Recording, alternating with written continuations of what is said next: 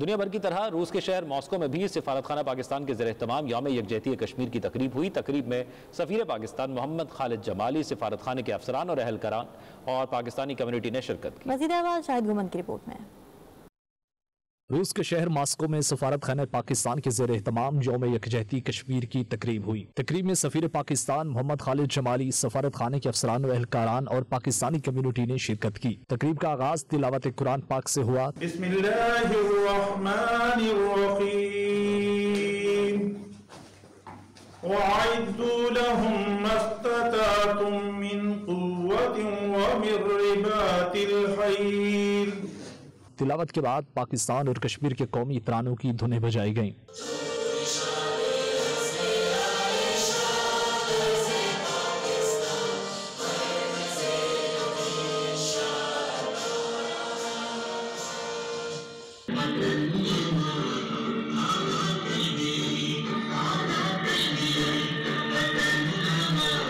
یوم یکجہتی کشمیر پر سفیر محمد خالد جمالی نے صدر پاکستان کا خصوصی پیغام پڑھ کر سنایا۔ The Jammu and Kashmir dispute is one of the oldest unresolved international disputes as India continues to occupy large parts of Jammu and Kashmir against the will of the local people.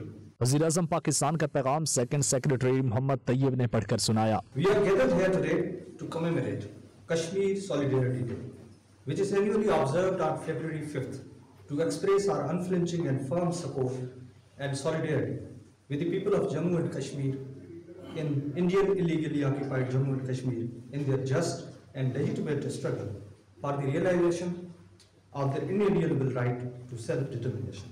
شرکا نے بھارتی ہٹ دھرمی، بھارتی افواج کے ہاتھوں کشمیریوں کی نسل کشی اور بھارتی مقبوضہ کشمیر کی جغرافیائی حیثیت تبدیل کرنے کی شدید الفاظ میں مذمت کی۔ مقررین نے کہا کہ بھارتی مقبوضہ کشمیر بھارتی درندوں کے ہاتھوں نسل کشی کی بھینٹ چڑھ رہا ہے۔ کشمیر کے عوام کے ساتھ جو یکجہتی کا اظہار ہے وہ پر طریقے سے کر رہے ہیں اور ہم دنیا کو اٹریکٹ کرنا چاہتے ہیں۔ جہاں پہ بھی دنیا میں سول لا فرمانی ہوتی ہے اس کے لیے آواز بلند کرنی چاہیے۔ کشمیر ایک ایسا ایشو ہے جو کہ سنس 1947 ہمارے ساتھ ایگزسٹ کر رہا ہے پاکستان کے لیے اور کشمیریوں کے لیے بالخصوص۔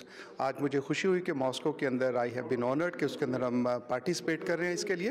آج کے دن جو انڈیا نے بلیک لا جو نافذ کیا کشمیر میں 370 اس کی ہم بھرپور مذمت کرتے ہیں۔ کشمیر پاکستان کا شہرگ ہے اور پاکستان کبھی بھی کشمیریوں کو تنہا نہیں چھوڑے گا۔